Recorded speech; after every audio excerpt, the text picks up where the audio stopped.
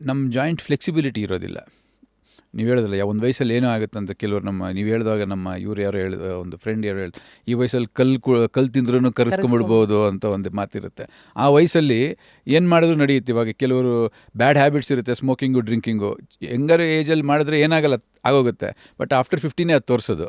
ಅದೇ ರೀತಿ ಈ ಚಿಕ್ಕ ವಯಸ್ಸಲ್ಲಿ ನೀವು ಅಷ್ಟು ಆ್ಯಕ್ಟಿವ್ ಆಗಿಲ್ಲ ಅಂದ್ರೂ, ನಿಮ್ಮ ದೇಹದ ತೂಕ ಜಾಸ್ತಿ ಇದ್ದು ಒಬೆಸಿಟಿನಲ್ಲಿ ಇದ್ರೂ, because of your age it is going to carry forward, but not always. ಹಾಗೆ. So one sign that you should not ignore, especially in joint pain, swelling around the joints.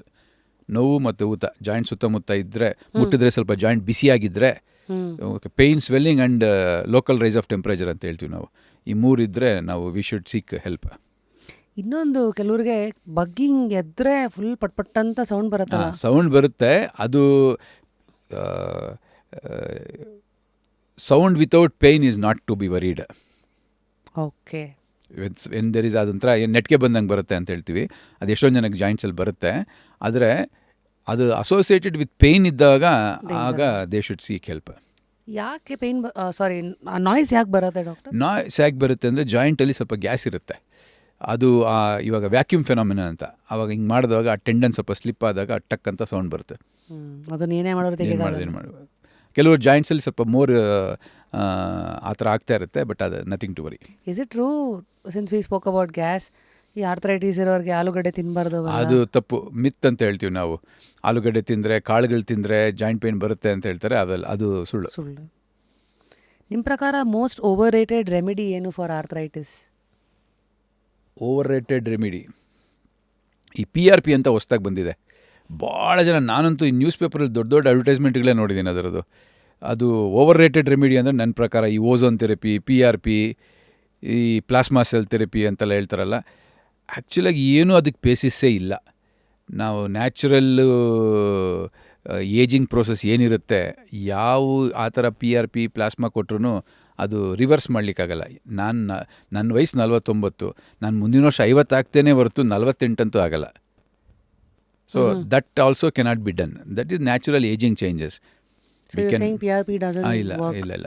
ಯಾವುದು ಭಾಳಷ್ಟು ಸ್ಟಡೀಸ್ ಆಗೋಗಿದೆ ಆ್ಯಂಡ್ ಎಲ್ಲ studies ಭಾಳ ಕ್ಲಿಯರಾಗಿ ಹೇಳಿದೆ, ಏನು ಅದರಿಂದ ಪ್ರಯೋಜನ ಆಗೋದಿಲ್ಲ ಅಂತ. So again platelet rich plasma ಅಂತ, ನಮ್ಮದೇ ರಕ್ತ ತಗೊಂಡು ಅದನ್ನು ಸೆಂಟ್ರಿಫ್ಯೂಜ್ ಮಾಡಿ ನಮಗೆ ಜಾಯಿಂಟಲ್ಲಿ ಒಂದು 10 ml ಕಾನ್ಸಂಟ್ರೇಟ್ ಮಾಡಿಬಿಟ್ಟು ಅದನ್ನು ಕೊಡ್ತಾರೆ. ಅದರಿಂದ ನಿಮಗೆ ಗ್ರೋತ್ ಫ್ಯಾಕ್ಟರ್ಸ್ ಎಲ್ಲ ಬರುತ್ತೆ ಅಂತ ಒಂದು ನಂಬಿಕೆ, ಅಥವಾ ಇದು ಥಿಯರಿ ಅಲ್ಲ, ಒಂದು ಹೈಪೋಥಿಸಿಸ್ ಅಂತ ಹೇಳ್ಬೋದು. It is not A theory. So that it has proved that it does not work. Doctor, in medicine often there are sides. People who support it, people who are against it, people who are probably ಅದು ಇದೆ. Sides are there, but science and evidence have proved that it is not working ಅಂತ. So what is the future to this? Future to ಅಂದರೆ ಇದೇ ಲೈನಲ್ಲಿ ಹೋದರೆ, ಈ ozone ಅಂದರೆ ಏನು ಆ್ಯಕ್ಚುಲಿ? ಓಝೋನ್ ಅಂದರೆ ಅದೊಂದು ಗ್ಯಾಸ್. ಅದು ozone is A gas. Atmosphere ಅದರದ್ದು ಒಂದು ಮೆಷಿನ್ಸ್ ಇರ್ತದೆ. ಅದರಲ್ಲಿ ಆ ಗ್ಯಾಸ್ನ ಓಝೋನ್ ತಯಾರು ಮಾಡಿ ಆ ಓಝೋನ್ ಇಂಜೆಕ್ಷನ್ಸ್ ಅಂತ ಜಾಯಿಂಟ್ ಸ್ಪೈನಿಗೆ, ನೀಗೆ ಎಲ್ಲ ಕೊಡ್ತಾರೆ.